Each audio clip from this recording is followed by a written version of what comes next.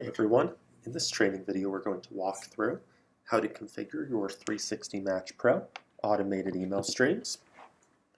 When you log into your 360 Match Pro account and you click on automation, you'll see there are three different automation streams. You have the one for your match eligible donors. At the top it will say automated emails match and gift eligible. Then you have your stream for your unknown eligibility donors, and then your stream for the likely ineligible donors. For each of these, if you scroll down, you'll notice that there's an initial email,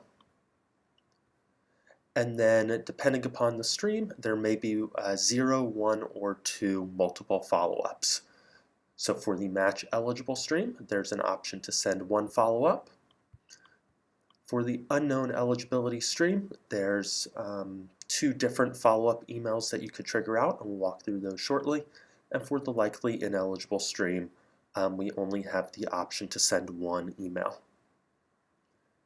Here's what we recommend that you do as kind of a first place to start with your new 360 Match Pro account. We would recommend that you go to the match eligible stream, and you'll notice within your account you'll have default text. Feel free to customize that however you'd like, but we would recommend that you turn on the initial email to go out either 0 hours after a donation enters into 360 Match Pro, and that would mean it gets sent out basically immediately, or 1 hour later. The other option would be to set it to go out 24 hours later. Since these are donors that we believe work for companies which will match a gift to your organization, we would also recommend that for the match eligible stream that you do turn on the secondary follow-up email. So that will be a follow-up email that goes out to a donor who has indicated that they work for a matching gift company and who has not, in the initial email, clicked the link that said they submitted their matching gift or clicked the link that says they're ineligible. So that would be a donor who we still believe needs to take an action to submit their matching gift request.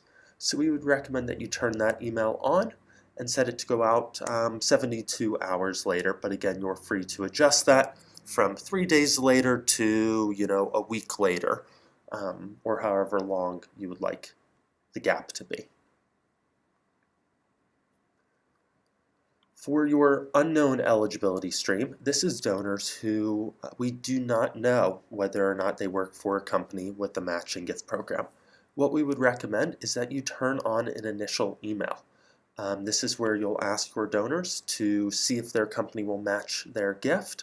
We recommend that you follow kind of the same time period that you've laid out on your match eligible stream, so either 0, 1, or 24 hours after a donation record enters into 360 Match Pro. And this email will go out to those donors asking them to visit your dedicated matching gift page. In terms of follow-ups, there are 2 different scenarios. The first scenario is they click that link to see if their company will match their gift, and they search and find their company within our database, and we believe they're match and gift eligible. If they do not click on the link that says they submitted their match, or they do not click on the link that says they're ineligible, we're going to believe that the donor works for a company that offers a matching gift program but has not yet submitted their match. In this case, we would recommend that you turn on the secondary follow-up for those donors and indicate that, hey, we believe you work for a company which will match your gift. Will you please go ahead and submit it, and will you let us know if you've submitted your match? We would recommend that you send that out 72 hours later. And then you also have an option, and this is entirely up to you, whether or not you would like to send a secondary follow-up email to donors who did not use the matching gift search tool. So let's say you send that first initial email blast to your unknown matching gift eligible donors, and they either don't open the email or they open it but they never actually arrive on your dedicated matching gift page and search and use the tool. So you have the option to send a secondary follow-up email to those donors. You can customize the time, maybe 72 hours later, and you can turn that on if you would like. Most organizations do not turn that on to start out with, and then potentially turn that on in the future. So We would definitely recommend that you turn on the initial email blast. We would definitely recommend that you turn on the follow-up email to donors in your unknown eligibility stream who actually find out that they work for a matching gift company. And then it's entirely up to you whether you turn on that secondary follow-up email to donors who do not interact with the matching gift search tool, and we still don't know whether they're matching gift eligible.